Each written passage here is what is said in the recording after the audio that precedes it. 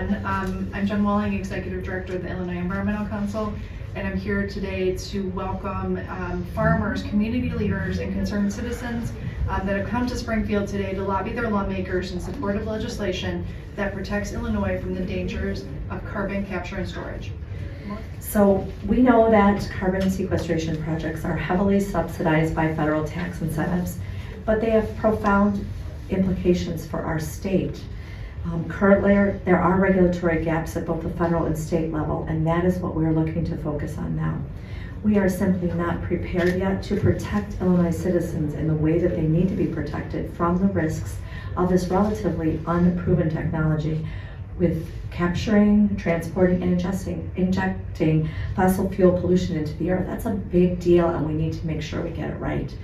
The Coalition to Stop CO2 Pipelines consists of environmental organizations, landowners, farmers and landowners again, concerned about the impacts of building CO2 pipelines through Illinois without adequate protection. I want to underscore that, without adequate protection. Industry claims CO2 pipelines are safe.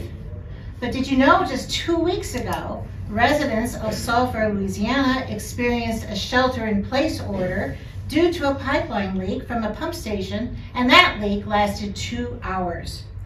The 2020 incident in Satarsha, Mississippi required the evacuation of 200 people and a hospitalization of 45. It created a 40-foot deep crater in the ground. It released CO2 for nearly 4 hours, and it traveled more than a mile. People likely would have died if this had happened in the middle of the night. Could dangerous CO2 exposures happen here in Illinois without appropriate regulation?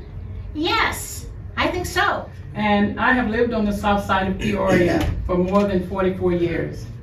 I am the president of Southside Community United for Change and Goose Lake Neighborhood Association, which works to enhance the welfare and livability of our area. The south side of Peoria is a federally recognized environmental justice area.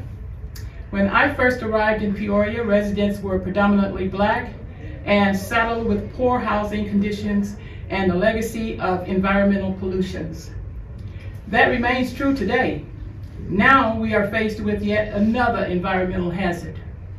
Fossil fuel companies are determined to construct a vast network of carbon dioxide pipelines across the state. And these projects would be partially devastating to environmental justice areas like mine. And I am a fifth-generation farmer, resident, and landowner in McLean County. My family lives above the proposed underground carbon sequestration site from the One Earth Energy ethanol plant in Gibson City. I also farm ground in the proposed storage area and the potential CO2 pipeline route for that storage site. Without question, this project would be a huge presence in our lives. I have many questions and doubts about the safe and long-term storage of CO2 underground. I have concerns about the security of our drinking water supplies from our personal wells, and also the security of the Mahomet sole source water aquifer.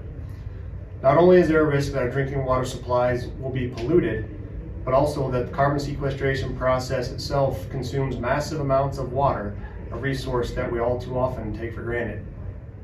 There are currently 22 proposed CO2 storage wells in central Illinois, and that's more than any other place in the country. And many of those wells would be under the Mahomet aquifer or in the areas that recharge this aquifer. Out-of-state companies want to bring their waste CO2 to our state. They want to bring CO2 to us. We could very well be the nation's dumping ground for CO2 waste, with pipelines crisscrossing every downstate community. As a person of faith, I am called to be a good steward of this gracious earth. We are asking the General Assembly to be good stewards of our land and water. The legislature must pass a moratorium on CO2 pipelines in this legislative session to ensure no CO2 Can you say that with me? No CO2 is stored under or near the Muhammad Aquifer.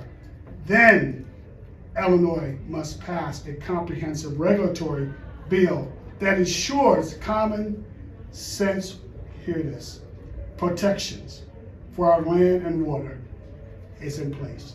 Thank you.